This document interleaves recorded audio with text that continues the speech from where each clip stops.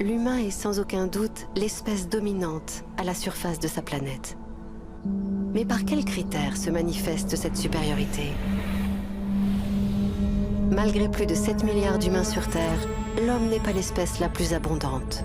Loin de là. Les hommes sont par exemple 3 fois moins nombreux que les poules.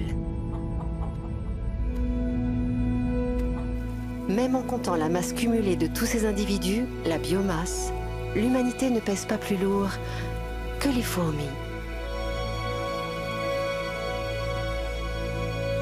Les humains ne sont pas non plus les plus grands, ni les plus forts, ni ceux qui vivent le plus longtemps.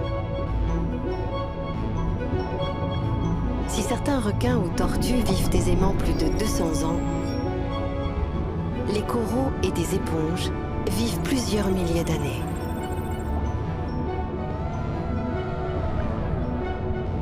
Certaines espèces de méduses sont même capables de rajeunir pour relancer sans cesse le cycle de la vie. Sans accident ou prédateur, elles pourraient être immortelles. Et si on les compare aux autres espèces, les humains sont d'une fragilité déconcertante. Les étoiles de mer, par exemple, peuvent faire repousser tout leur corps à partir d'un bras. Le Moloch hérissé peut tenir des années sans boire autre chose que les rares gouttes qu'il récolte sur sa peau.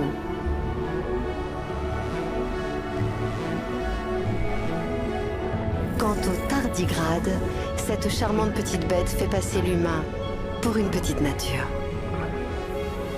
Il résiste sans problème et pendant des années aux milieux intensément toxiques et excessivement salés, aux températures de plus de 150 degrés ou de moins 270 degrés, à la suppression totale de nourriture, d'eau et d'oxygène, à des pressions de plus de 1000 fois la nôtre, au rayonnement X et même au vide de l'espace.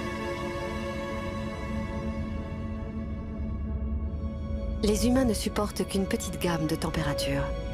Leur peau est très fine, leurs organes faillibles et leur physiologie chétive. On pourrait même se demander comment cette espèce a survécu jusqu'ici.